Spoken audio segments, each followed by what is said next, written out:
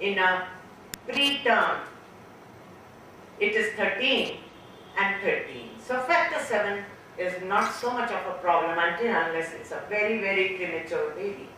However, look at the factor 8, factor 9 and born baby grand factors. They are usually less. Look at the time. This increase, but the other factors are markedly reduced. Look at these, 9, 10, 11 and 12. Look at these. All these normal in a term baby, and in a preterm baby they are 1/3 the level from an adult.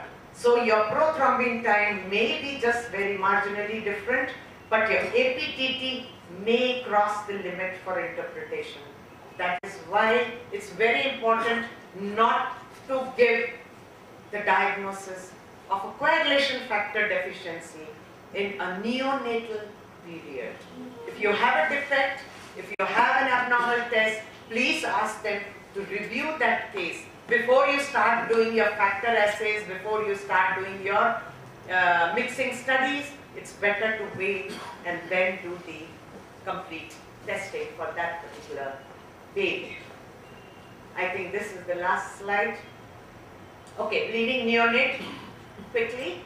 You have to look whether it's a well baby or a sick baby, and that will give you certain leads, whether it's an acquired coagulation problem, and then you can depend upon your clinical judgment, clinical examination. If you have hepatosplenomegaly, you look at the secondary causes.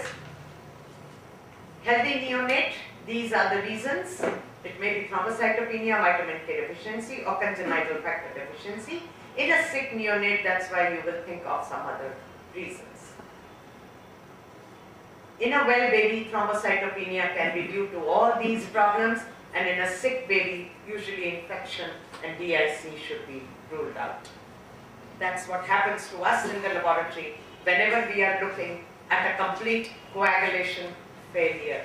It does give us all sweats and a lot of tension, but it has to be with your help, with the clinician's help, to give proper history, send the samples properly, or let us collect the samples properly and store properly, do the test properly.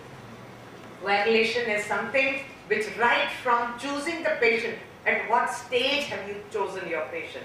Is he on anticoagulation? You have to inform us, and then we can proceed till the last step of coagulation for interpretation. Thank you so much.